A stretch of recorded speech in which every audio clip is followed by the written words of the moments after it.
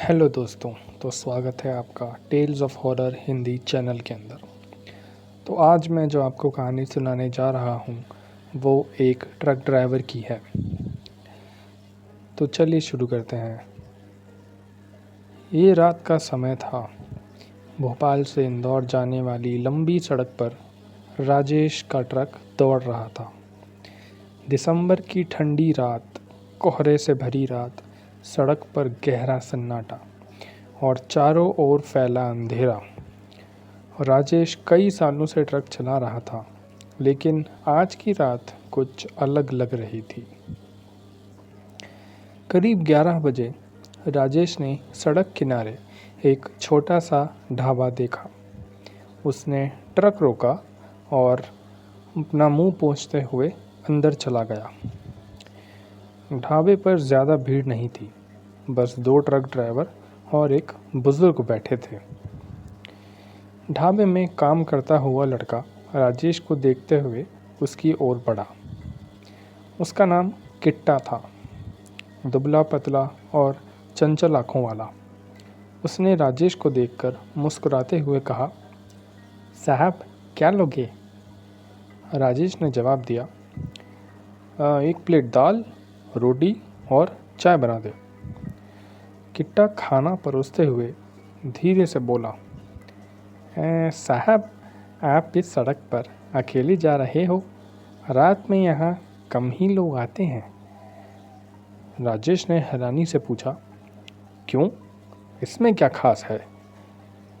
किट्टा ने गंभीर स्वर में कहा, साहब इस सड़क पर कई साल पहले एक औरत की मौत हुई थी। कहते हैं कि उसकी आत्मा अभी भी यहीं भटकती है। रात में वह यात्रियों से लिफ्ट मांगती है और जो उसे देख लेता है वह कभी अपनी मंजिल तक नहीं पहुंच पाता। ये मेरे मालिक ने बताया है मुझे। राजेश ने हंसकर बात टाल दी, लेकिन किट्टा की आंखों में डर साफ दिखाई दे रहा था। किट्टा ने फटाफट खाना परोसा और राजेश ने खाना खाकर वह अपने रास्ते हो लिया। रात के करीब 2 बजे राजेश ने देखा कि सड़क किनारे एक औरत सफ़ेद साड़ी में खड़ी हुई है। वह बिल्कुल स्थिर थी, जैसे किसी का इंतज़ार कर रही हो। राजेश को किट्टा की बात याद आ गई और उसके रोंगटे खड़े हो गए, लेकिन उसने सोचा कि शायद कोई यात्री फंस गया होगा। उसने ट्रक धीरे धीरे धीमा किया। औरत ने मुस्कुराते हुए कहा, बस आगे तक छोड़ दो। राजेश ने डरते डरते ट्रक रोका और उसे बैठने दिया। ट्रक चलने लगा।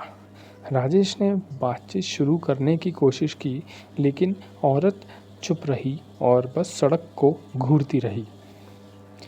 कुछ किलोमीटर बाद राजेश ने शीशे में देखा कि सीट तो बिल्कुल खाली थी। उसका दिल ज़ोर ज़ोर से धड़कने लगा। उसने तुरंत ट्रक रोका और पीछे देखा। सीट खाली थी, लेकिन वहाँ हल्की नमी और ठंडी हवा महसूस हो रही थी। राजेश ने डर के मारे ट्रक तेज़ी से आगे बढ़ाया। तभी ट्रक का रेडियो अपने आप बंद चालू होने लगा। पुराने गाने बजने लगे, लेकिन कुछ ही सेकंड में गाने की आवाज़ बदलकर किसी औरत की चीख में बदल गई। राजेश ने रेडियो जल्दी से हड़बड़ी में बंद करने की कोशिश की, लेकिन बटन बिल्कुल काम नहीं कर रहा था। उसकी आंखें एकदम नम हो चुकी थी। उसकी आंखों के सामने वही औरत अचानक सड़क पर दिखाई दी। ट्रक की हेडलाइट में उसका चेहरा साफ साफ दिख रहा था, खून से सना हुआ, आंखें लाल और खाली। और राजेश ने ब्रेक लगाया, लेकिन जब तक उसने बाहर देखा वहाँ कोई भी नहीं था। कुछ किलोमीटर बाद राजेश को सड़क किनारे एक छोटा सा मंदिर दिखा। राजेश इस वक्त तक बिल्कुल पसीना पसीना हो चुका था। उसका दिल ज़ोर ज़ोर से धड़कने लगा था और पूरे सर से लेके पैर तक बस ठंडा पसीना टपक रहा था। राजेश ने मंदिर को देखते ही एक उम्मीद की किरण जाग उठी उसके मन में। उसने ट्रक रोका और अंदर जाकर एक जल्द से जल्द दीपक लगाया। वहाँ पता नहीं कहाँ से एक बुजुर्ग पुजारी प्रकट हो गया। राजेश ने कांपती आवाज़ में पूरी घटना उन बुजुर्ग को सुनाई। उन पुजारी ने गंभीर स्वर में कहा, बेटा, तुमने उसे देख लिया। वह आत्मा उन लोगों को अपने साथ ले जाती है जो उसकी मदद करने की कोशिश करते हैं। कई ड्राइवर इस सड़क पर गायब हो चुके हैं। सब उनके ट्रक मिलते हैं, लेकिन ड्राइवर कभी नहीं मिलते। राजेश ने उन पुजारी की बात सुनकर वह खुश होने की बजाय और भी ज़्यादा डर गया। राजेश ने उस रात के बाद कभी अकेले उस रास्ते पर ड्राइव नहीं किया। उसने अपनी डायरी में लिखा, किट्टा सही कह रहा था।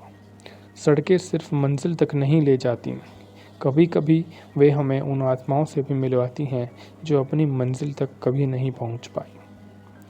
आज भी उस सुनसान सड़क पर रात में वही सफ़ेद साड़ी वाली औरत दिखाई देती है और ट्रक ड्राइवर कहते हैं, अगर आप उसकी आंखों में देख लें तो वह हमेशा आपके साथ सफ़र करती है, भले ही आप उसे न देख पाएं।